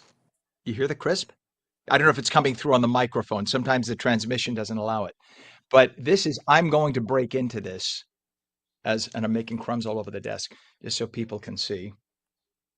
Oh my God. Your crackle isn't coming through? It's crackling. It's so crunchy. Brian, Brian, I'm calling you. Sorry, Eric. This is unbelievable. That it's so tender. I'm being gentle with it. Okay, I'm sorry. You keep So talking because now that's I'm gonna our, eat. no, please, that's our classic some days croissant. That's a traditional croissant. And everything is made from scratch at all of our locations. That's one of the things that we take pride in, and we spend a lot of time training our staff to make sure they're able to execute these items to perfection. And as you know, people eat with their eyes nowadays, so it's important to make sure that you've got the visual aspect locked down. Well, my eyes started eating about 15 minutes ago, and now my mouth is eating. And I got to tell you, that's one of the most unique croissants I've ever had. And I say that because it is buttery, but it is not overly drenched in butter. It is crispy and flaky and not soggy and dense Yeah. with butter. What a special treat. I have never had a croissant that was that balanced before. And I'm not saying that to blow smoke because you're here. Thank you so I'm a much. fanatic about stuff like that. That's a very special croissant. You were also kind enough to send some, I guess, a pie here. Is this a pumpkin pie? That is our honey nut squash cheesecake. That is one of our Oh, Thanksgiving offerings. It's got a gold on chocolate top. brown crust, a little bit of gold leaf on there. It's got a mascarpone topping. Um, Oh my God. it is delicious. It's going to be slightly. It's got the same warm notes of pumpkin pie, with a little bit more natural sweetness than pumpkin will have. It's perfect for the fall, and we're super happy to be I offering it. would cut into the, I'm sorry to step on you. I would cut into that, but I'm going to take that into the studio for everybody to try. It would be too selfish of Very me to kind. cut into it here. Um, and it is still warm. This, this is still warm, and this smells insane. So that is our apple crumb pie in a croissant crust, and it's topped with a nice oat crumble and drizzled with homemade dulce de leche. It's This our weighs take on about 5 pounds. pie, and another offering that we're going to have for Thanksgiving. That's insane. So tell me once again what that is. That's an apple crumb pie with dulce de leche and a Yeah, dulce croissant de leche crust. topping, and it's got a croissant dough crust. So those who love croissants and want to have a little croissant for Thanksgiving, we've got it in the crust for you. Well, let me tell you something. There's nothing about what you have sent that is not delectable and delicious. You have any plans on opening even more? Because Montclair is going to be really good. You picked a great We location in New Jersey. we love our location in Montclair. We've got a great spot there. Um, we do have plan for expansion. We're actually going to be opening our fifth location in New York City in the next coming weeks. We're hoping the beginning of December, on 23rd and Park, and we've got many more in the pipeline as well, both in New York and outside New York and New When Jersey. you open New York, let us know. We'll get you back on. It is wonderful to have you on. I thank you for sending these pastries. Eric Our pleasure. Larios, COO of Some Days Bakery, locations in Astoria, Long Island City, Bayside, and now Montclair. Happy Thanksgiving. Thank you for the incredible treats and thanks for coming on. Thank you. Have a You great day, bet. Ken. All the best. You too. I love hardworking local businesses. 4 locations, a fifth to come. We're coming right back.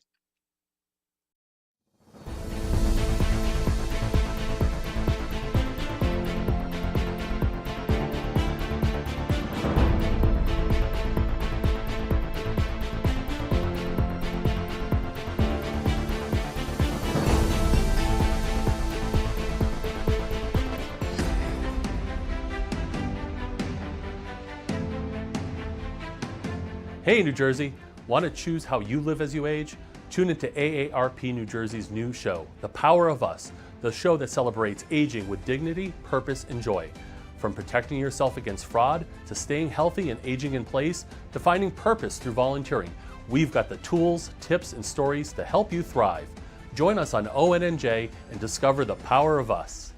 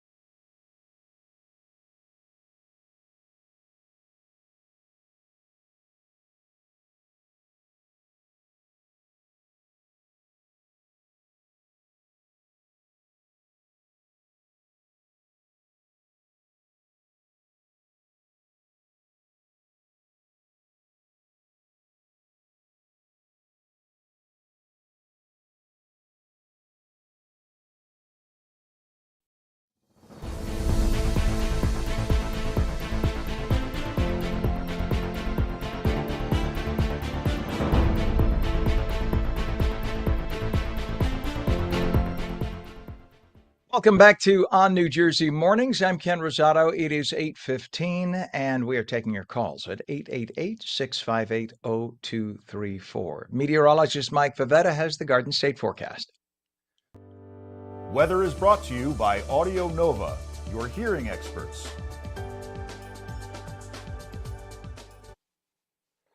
You know, Mike, the amazing thing, you would think I'm in a sugar coma right now from all the stuff that's here, but I will Okay. tell you, much like a lot of European bakeries, they Hmm. don't overdo the sugar. Oh, that's It so looks refreshing to glazed. hear.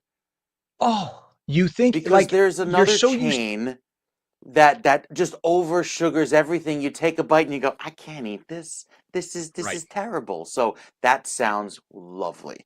I love those. Yeah, it's like a savory bite every morning. You don't need the Yeah. sugar to Like hide, I guess, the flaws. But that's that's the mm, croissant again, look at which that. is just so crispy, and there's just the tiniest glaze. And I thought it was sugar. It's not. It's egg, which is what it's supposed to be. And Oh, okay. inside, it smells just enough, buttery enough to make it enticing, but it's not this it's very light and flaky and not this drenched, heavy, greasy, buttery croissant that we're so used to having. They don't do it that way in Europe. They don't. This is amazing. So I'm just saying, excuse me, I got crumbs everywhere, but it's worth it. I almost So wanted to good. go and take the drive over to try them, and now I think you're gonna twist my arm. I might have to go. Might have to go visit Oh, those you're close. locations You're because closer than I am. I'm You very you close to have all of them. Yeah, very yes. close to all of them. Uh-huh. 3 of them. So Uh-huh. So definitely. Anyway, I'll we'll just have to eat maybe some while we'll you're doing the weather. But that's what you need to stay warm, right? The little extra butter, a little bit of extra warmth to keep you warm on what is a very chilly day. The clear sky early this morning, lots of sunshine, gives way to mostly cloudy skies by this afternoon, so it won't feel all that chilly all that warm for very long, given how the chill sticks around going into this evening. Forecast wind chill back in the low 30s, below the freezing mark into tomorrow morning, and then the wind shifts for tomorrow, keeping the clouds around, making it feel even cooler. By Thursday morning, it'll feel like the 20s again in the northwestern corner of the state and hovering just around the freezing mark through Friday. So real chill, even though the thermometer may read the low 50s. It's going to feel a little bit cooler with that wind. Clouds already starting to move in. You can see the rain racing toward us. That's what comes in for this afternoon and evening.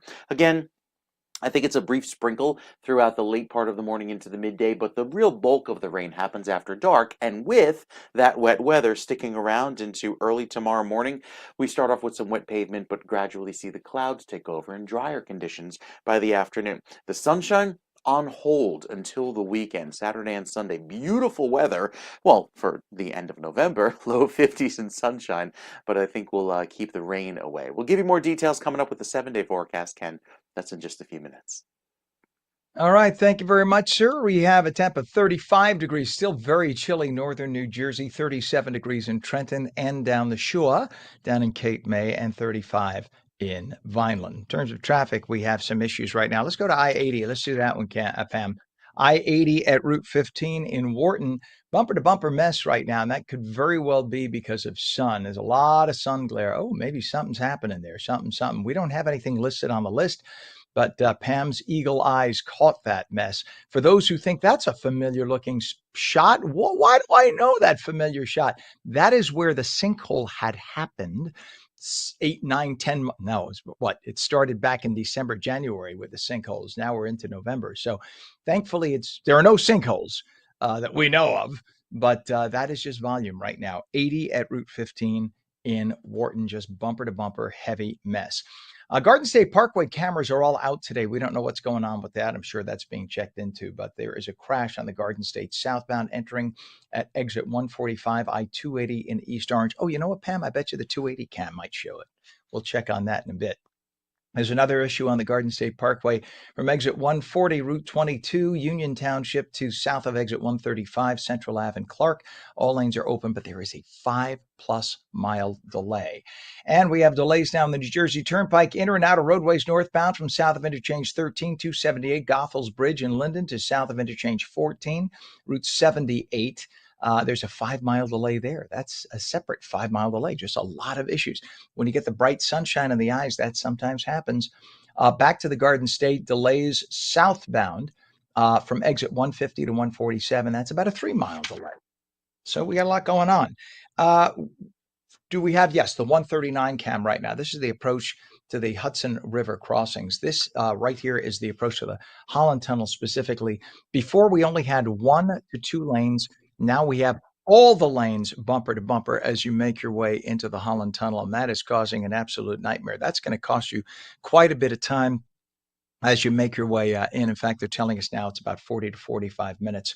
Also, the Lincoln Tunnel is 35 to 40 minutes. GWB upper and lower levels, extremely heavy on the 8095 approach. You'll see on the right side of your screen, this is the lower level, and that is just crawling. You see a lot of taillights there. We're told 45 minutes in by the GWB as well. 8:21 is our time. New Jersey is home to many innovators, leaders, and change makers, like this morning's guest, Dr. Nakia McLean, who is the founder and CEO of the Tenny Nicole Agency and the movement Support Your Girlfriends, a movement dedicated to uplifting women. She's also the force behind the Pow Her, get it, Pow Her awards to honor women, rightfully so, and allies who are committed to mentorship. We say good morning, Dr. McLean. Good morning, and I'm in this traffic going into the Lincoln Tunnel, Ken. So, but I'm super excited to be on this call with you this morning. And what about an intro? I'm gonna need you to introduce me moving forward. Done deal. Hey, you can give us a traffic report as you head in each day from the Lincoln Tunnel. I don't know if it's 35 minutes. It's more like 37.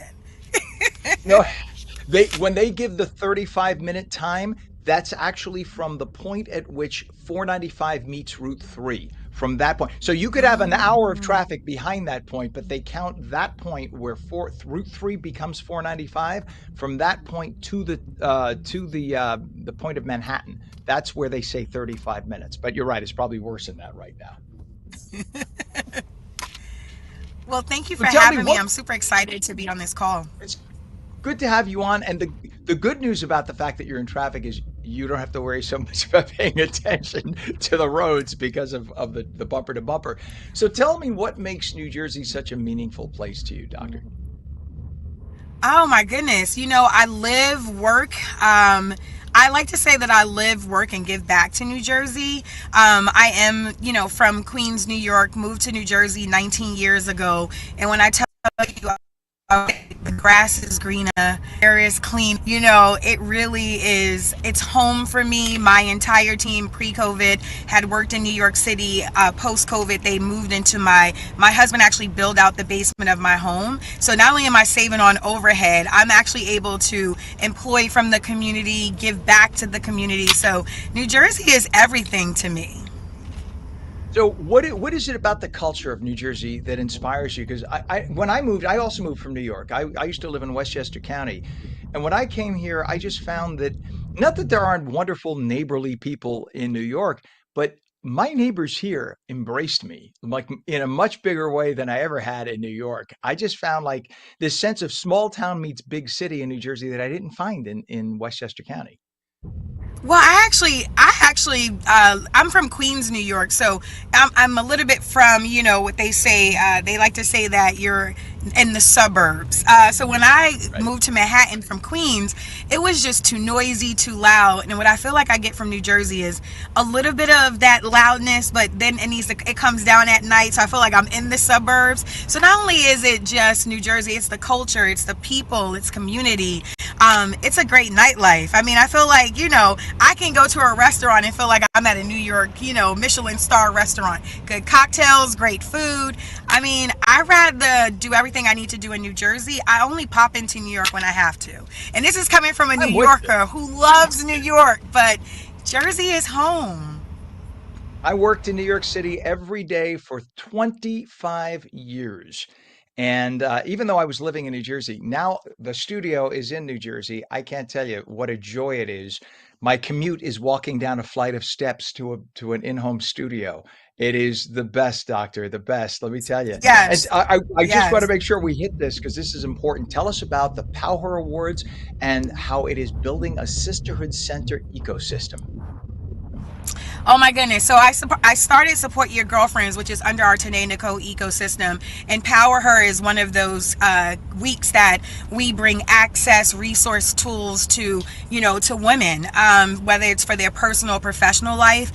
Growing up, it was just really important that people gave me access. And so I always wanted to kind of lean my hand back to pull people forward. But it kicks off today. That's where I'm heading into New York. We have our private partners brunch at Tiffany & Co. Tomorrow is our Power Her experience, which is a full day of program. It's free for anyone that registers. I think we may be sold out, but if there is still time, it is free access. We provide breakfast, lunch, and we have curated panels. But outside of the panels, we have real workshops on financial health, workshops on personal development, workshops on professional development. I mean, it's a full day of program. And then we conclude with the Power Her Awards, where we honor 6 unapologetic women in their industries, whether it's finance, entertainment, health. And then we give the annual Power Her Man of the Year. And this year is actor Lorenz Tate. So super excited about this kickoff this week. So I'm normally in my home studio, but you had to get this interview in the car. Amen to that. We love it. I think it's the coolest interview I've ever done. Tell us about a website for more information, Doc. What's your website? Absolutely. So Tenay, TENICOLE.com/power, POWHER, Power Her 2025. So again, that is TENICOLE.com/POWHER 2025. I love it. Your energy and positivity is just bouncing off the screen, and we love that about you. Dr. Nakia McLean, the founder Well, and Ken, what CEO you of the see is what you Tanae get. Nicole Agency. Yeah, there you go. And the movement, Support Your Girlfriends. Please come back again. Yes. Have a wonderful day today, and thank you for joining us Thank this you. morning. Thank you. Oh, what a great lady. Thank you. My God, I love positivity and energy like that. It is now 8:27. When we come back, it's not just any jewelry. We'll speak with the man behind one of the most beloved and respected jewelry stores in the state. You're watching On New Jersey Mornings. We'll be back in 2 minutes. Don't go away.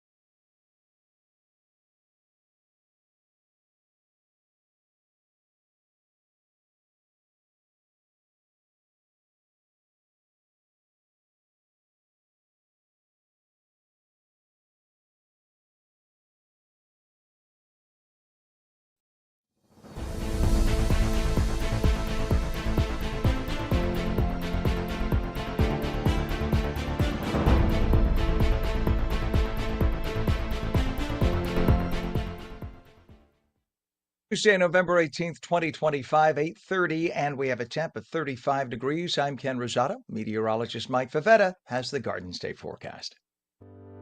Weather is brought to you by Audio Nova, your hearing experts.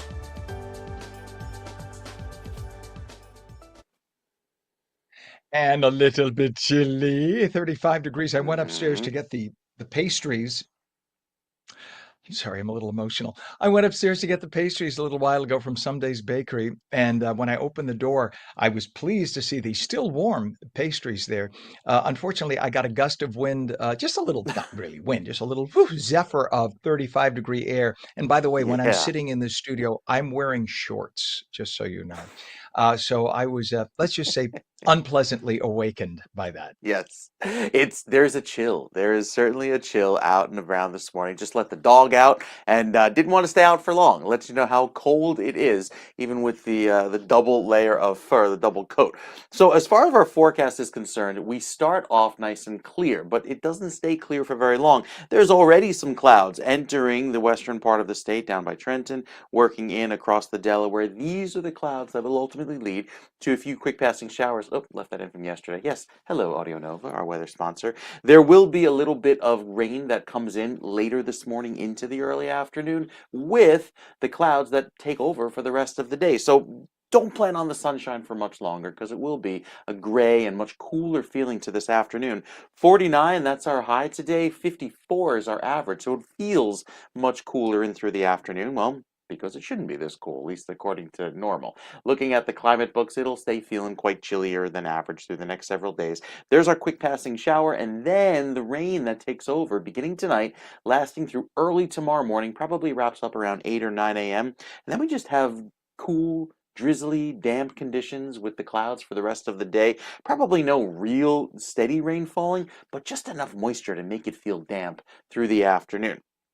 Highs struggling to leave the low 40s. It's going to be a chilly finish to the day tomorrow. Thursday, mid 40s at best. And with those clouds hanging around even for the first part of the weekend, there's another opportunity for some rain. There goes tomorrow's showers zipping on by. Again, mostly the southern half of the state, but all of New Jersey gets some wet weather tonight into tomorrow. And then for Friday, we have another opportunity for rain with a cold front, but it's very weak and very dry and probably passes through with just a quick sprinkle. I think Saturday starts to clear out. So the weekend turns drier, but not all that warm, especially with highs making it to 50 by the afternoon.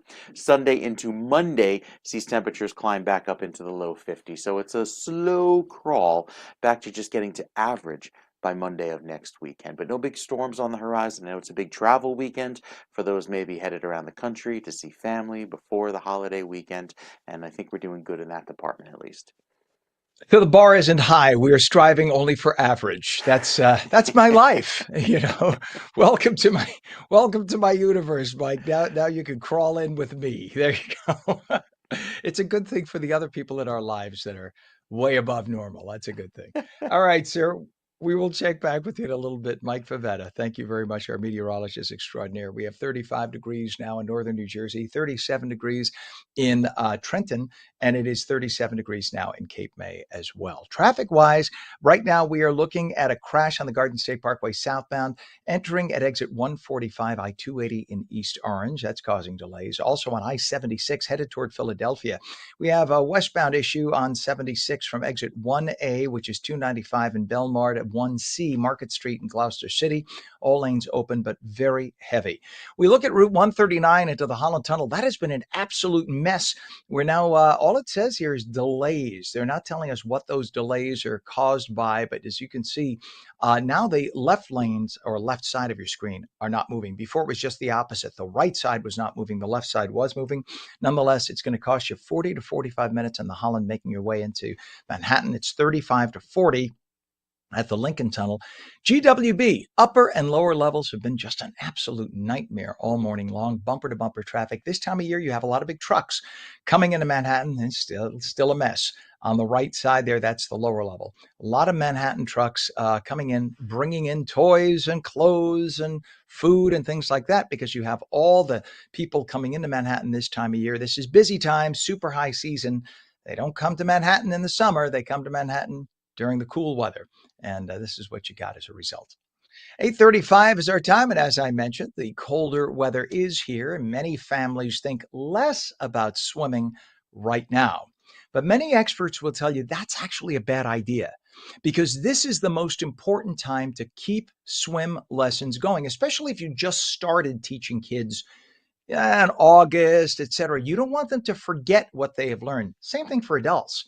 You know that one of the leading causes of accidental death for children is drowning. Well, Beth Zazadowski is the operations manager at Five Star Swim School. They have locations all over New Jersey: Cherry Hill, Deptford, East Brunswick, East Hanover, Eatontown, Edison, Galloway, Oakland, and Princeton. And we say good morning to you, Beth.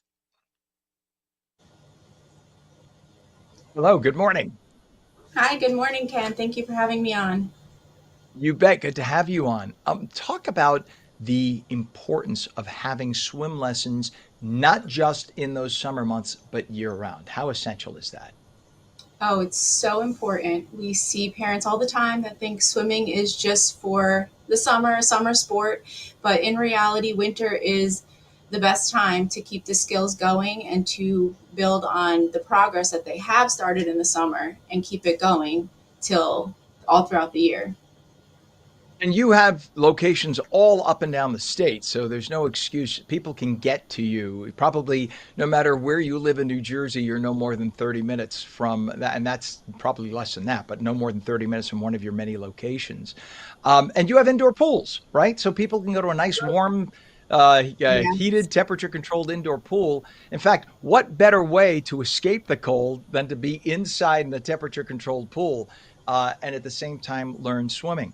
One of the things that I remember my father teaching us when we were young, I say us, my brother and me, he taught us to swim, but my mother was not a swimmer. He was a police officer, my father, and he taught her to swim too, because he said, in case your sons are in that pool and they're drowning, I can't have you drowning too. You need to go in there and save them. So he made sure yes. we all knew how to swim. All too often, you have parents who think, I'll teach the kids how to swim. I'll take them to swim school. Shouldn't the parents be learning how to swim as well? Exactly. We do parent swim lessons as well. Adults, we have adults learning up until senior citizens. And this is the best exercise too, especially if I have arthritis. If you are older and you have arthritis, you have a bad back, that is probably the only exercise you can do up until you're 100 years old and beyond, right? You can get in that pool. You don't stress your joints nearly as much as if you were doing weights on land, and you get the therapy, the aqua therapy. You could take, I'm sure, classes for that as well. Um, what is your typical class? Do you see that mix of kids and adults, or do you have just kids only and adult only classes? So we here at Five Star Swim School, we separate every group by their age and by their skill level. So they're in a small group. We do a small ratio of 3 to 1, 3 students per instructor. And we have as young as 6 months old up through, like I said, adult senior citizens that are learning how to swim. And we progress through the levels. So at the beginning, they're learning the basics of blowing bubbles, putting their face in the water, floating, arm movements, and then progress to learning all four of the competitive strokes. And that's so essential that the younger the better, but you're never too old to learn, right? But it's so Yes, great to get them started 6 months old. That way they have no fear of water. It right, becomes their friend. And if they learn how to float, isn't it just natural? Babies just naturally float in the water, right? right, right. As long as the parents are not afraid to let them go a little bit, they have to. At that age, we do parent and child classes. So the parent has to be able to, comfortable enough to learn, but they don't have to know how to swim themselves. The instructor will guide them through it. Yeah, we forget that as infants in womb, in utero, we were in water. And so it wasn't unusual for us to have fluid surrounding our faces and bodies.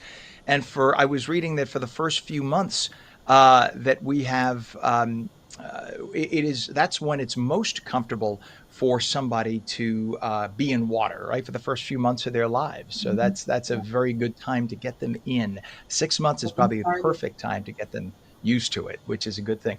And the other thing is too, swim lessons. I think a lot of people have the misconception that it costs an arm and a leg. Number one, what's your life worth, right? And that's key. Yeah. But number two, it's not gonna set you back $1 million.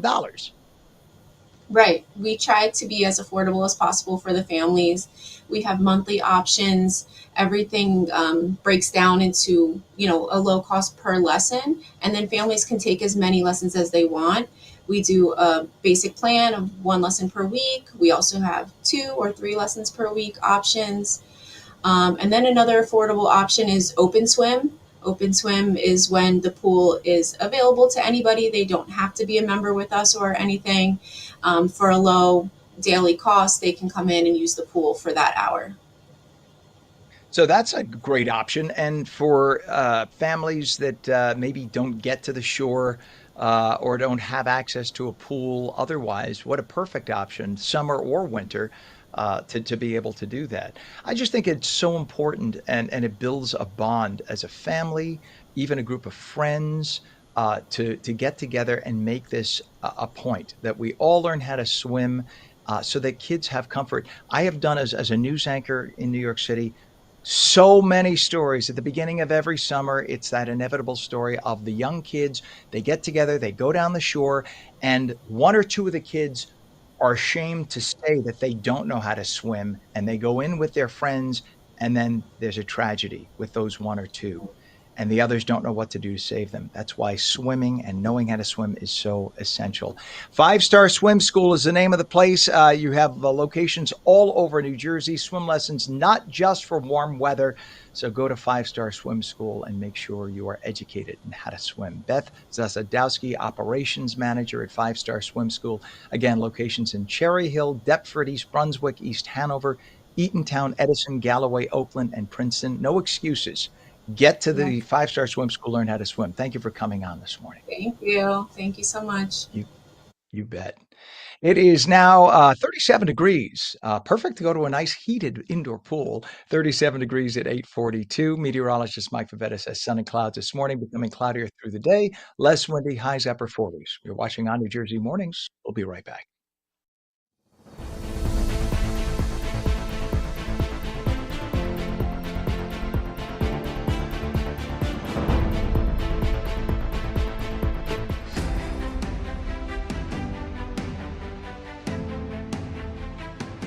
Hey, New Jersey.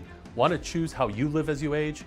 Tune into AARP New Jersey's new show, The Power of Us, the show that celebrates aging with dignity, purpose, and joy. From protecting yourself against fraud, to staying healthy and aging in place, to finding purpose through volunteering, we've got the tools, tips, and stories to help you thrive. Join us on ONNJ and discover the power of us.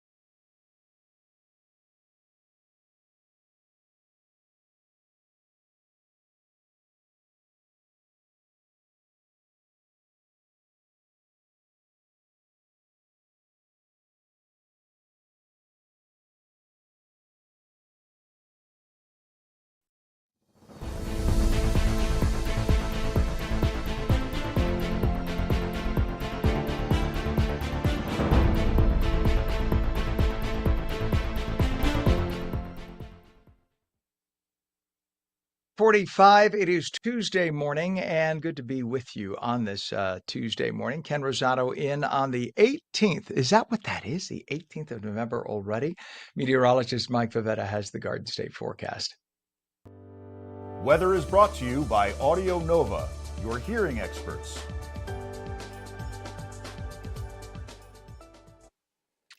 And we say good morning to you, meteorologist Mike Favetta. I think we have the cold weather impacting our equipment too. It looks like Oh I should no. mention we had somebody calling in. We always like to put callers on immediately who call Sure. in.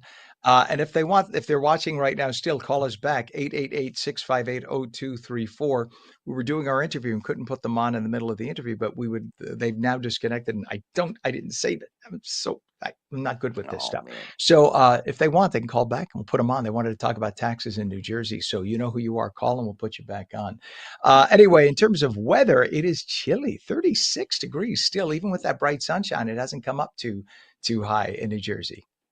No, and I think we're going to plateau once those clouds take over in the next few hours, giving us a chilly afternoon. And we're staying dry. Quick check of the drought monitor has that severe drought continuing there in the northwestern corner of the state. The rest of the state west of the Parkway still abnormally dry, but we've seen a big improvement just in the last 30 days as we're approaching our average rainfall, just slightly below, even down the shore, short term. But I think even long term, we see a little bit of a wetter trend ahead because there are some chances of rain. The first one happening later on tonight.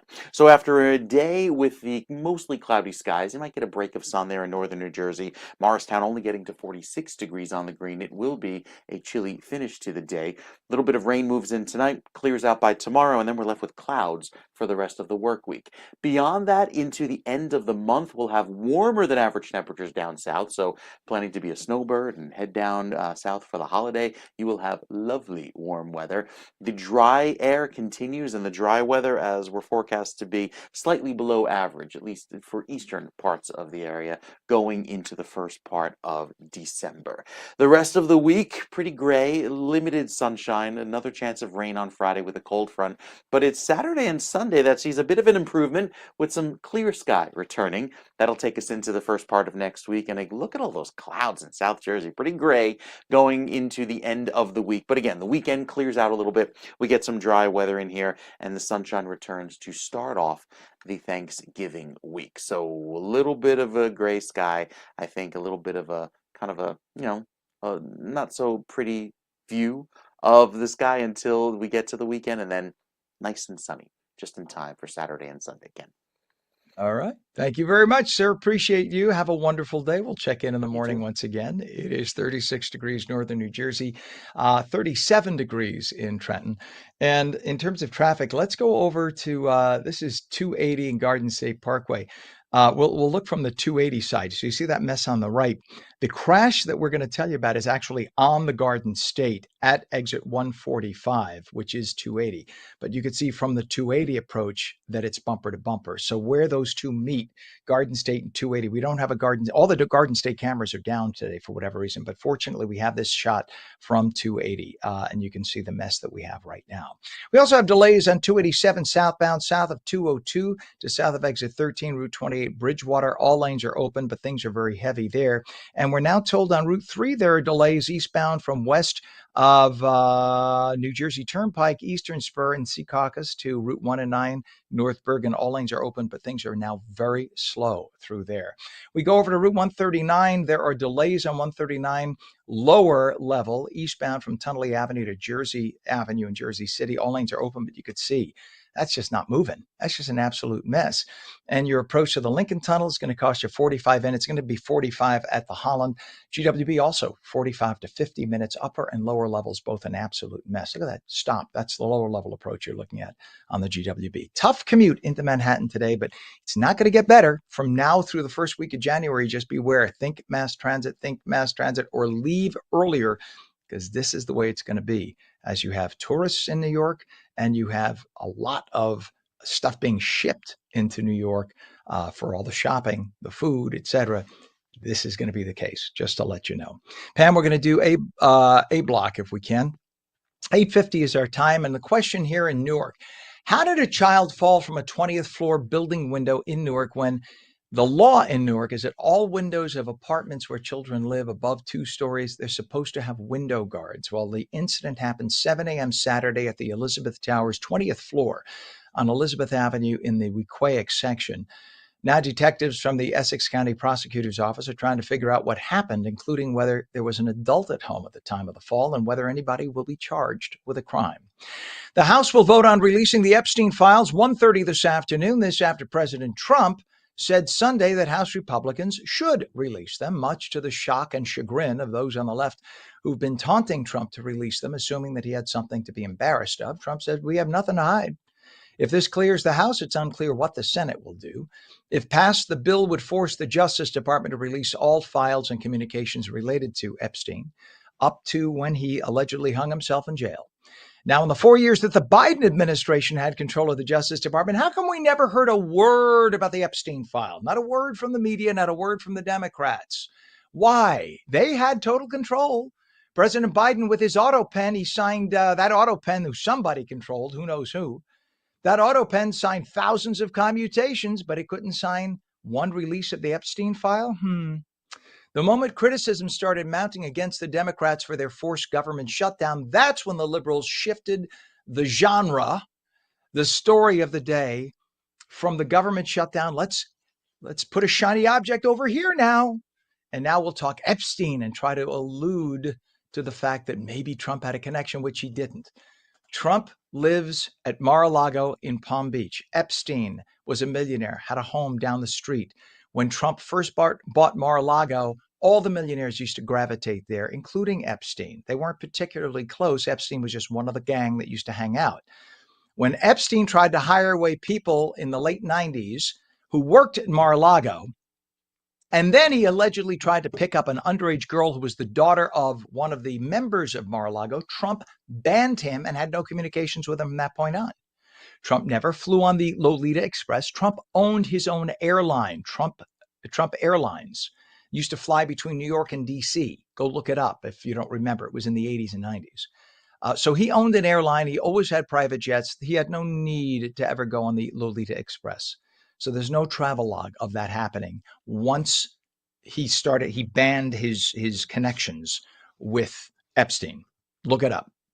So they could say what they want. They're trying desperately to paint a connection between Trump and Epstein. But once Trump, yes, there are pictures of the two of them from like 1990s because Epstein lived in Palm Beach just like Trump did. But once the creepy stuff started happening, Trump cut him out.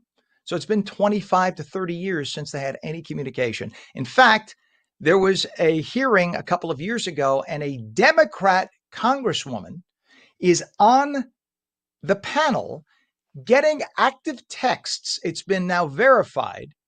She is, I believe, from the U.S. Virgin Islands. She was getting texts from Epstein. Why?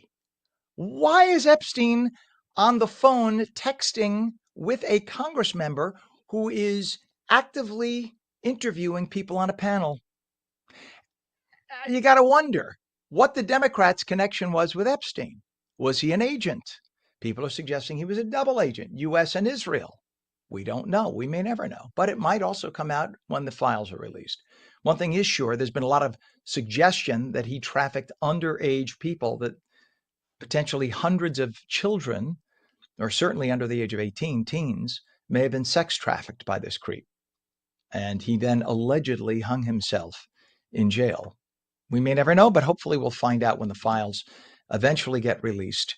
Again, today at 1:30, the House will vote to release the files, and then we will find out if the Senate does the same. And if that happens, the Justice Department will have to release probably still redacted versions, because there may be some sensitive information that involves national security if this guy was a double agent. So they may have to redact part of it, but we'll find out what happened. And you know what? If President Trump was involved, I want to find out too. I want to find out whoever was involved in child sex trafficking. And this has to end. And by the way, when you let millions of illegal migrants into this country, including underage illegal migrants, what do you think they were brought in for? Why did the Biden administration let millions of illegal migrants coming to this country without checking out who they were and why they were coming, and sending underage children to live with families all over the country. You don't know who those families are. In some cases, some houses, some residents, some addresses in the United States where children were sent had hundreds of children at that address. Why? And when you paid a visit to that address, there were only 2 people there. Well, where are the hundreds of children supposedly living here? None of that was ever gotten to the bottom to during the Biden administration. That's something we should be doing congressional hearings on. I think so. 8:55, a leftist activist federal judge who actually used to work with James Comey. That guy right there, Fitzpatrick. Yeah, he sharply criticized the Justice Department for what he called investigative errors in the case against the former FBI director. This is Magistrate Judge William Fitzpatrick, appointed and unelected, and a former colleague of Comey. He accused the prosecutor in the Comey case of making fundamental misstatements of the law during the grand jury proceedings and suggested he may toss out the case, Fitzpatrick said, and give Comey unprecedented access to the grand jury testimony and prosecutorial findings, which never happens. But another district judge fortunately stayed Fitzpatrick's order, so things are on hold till further clarification. Makes you scratch your head. Comey is a dirty cop. That is a dirty cop you see on your screen. And the reason he remains so calm, I think, is because he has so many people in his hip pocket, so many judges who are working with him and protecting him, that it's going to be very difficult for the administration to eliminate those people and get to the bottom of the dirt this guy is responsible for. And David Richardson, acting head of FEMA, has resigned. His tenure was criticized for low visibility and being largely inaccessible, even during a major Texas flood. Reports he rarely participated in FEMA's daily operations and avoided key internal meetings. Earlier, he made a controversial statement asserting that he was the sole voice for FEMA, aligning with calls to restructure the agency. By November, it looked like he was a foot out the door when the Department of Homeland Security restricted him from giving media interviews. You know that's when it's kind of not good for you. When the head of Homeland Security says, you won't be needing any security clearances because, well, let's just say you're not going to be with us much longer. That's usually a sign you should be looking for another job. 8:57 is their time. We have a temperature of 36 degrees. Meteorologist Mike Favetta says mixed sun and clouds this morning, becoming cloudier through the day, less windy with highs in the upper 40s. And that's on New Jersey Mornings for your Tuesday, November 18th, 2025. I'm Ken Rosato. We'll see you again tomorrow morning, starting at 7 a.m. Till then, have a wonderful day.